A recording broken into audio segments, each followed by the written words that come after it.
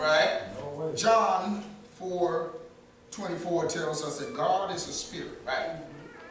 And they that worship him must worship him in spirit and in truth. Amen. God is a spirit. God, the supreme being, the creator of all the earth. Yeah. Amen. God, the Alpha and the Omega. Yeah. Meaning the beginning and the end of time, earth and eternity. God, the great I am that I am.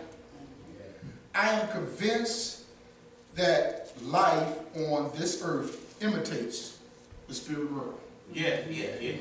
I'm convinced that life is an imitation of heaven and heavenly things. Amen. I'm convinced that life in this world as we know it is a miracle created by the Almighty God. All right. I'm a firm believer that things that we consider to be a miracle is the norm in the spirit realm. It's normal in the spirit realm. Amen. And just another day at the office for the Almighty God. All right. But man in his limited state, man in his limited mind, cannot comprehend the when, the where, or the how of God's ability. Right. Amen. For in this chapter of Matthew 14, we see a miracle. Yeah. What we call a miracle. Peter walking on the water.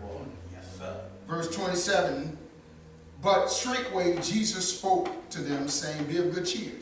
Yeah. It is I. Don't be afraid. Right. In other words, he told the disciples, don't worry, when they saw Jesus coming to them walking on the water. Peter answered and said unto him in that 28th verse, if it be thou, bid me to come unto thee on the water. Lord, if it's you, allow me to come on the water. 29th verse, and he said, come. Jesus told Peter to come. Yeah. And when Peter was come down out of the ship, he walked on the water, Yes. being obedient to God. God did it. Right. A miracle. Yeah. A miracle. A miracle. What we would define a miracle, Peter walking on the water, was just the norm in the spirit realm. Amen. Now, Wikipedia defines a miracle as an event not explainable by nature or scientific laws. Again, Wikipedia defines a miracle as an event, an action, an activity, not explainable by nature or scientific laws, by the laws of the land, by the laws of the common mind.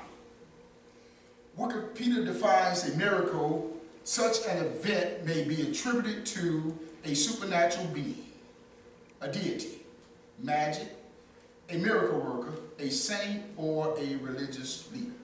That's what man's dictionary describes a miracle as being. But when Peter saw the wind, the boisterous wind, when Peter took his eyes off of Jesus, he began to sink. Yeah. As long as he obeyed God and walked in obedience to God's word, he was walking on the water. All right. But when he took his eyes off of Jesus, off of God, off of God's word, off of God's will, he saw the trials of life. He saw trouble, heartaches, and pains of this world. He started to listen to other voices other than the voice of God. And Peter was afraid and began to sink. He said, it's not natural that I'm walking on the water. This is not supposed to be.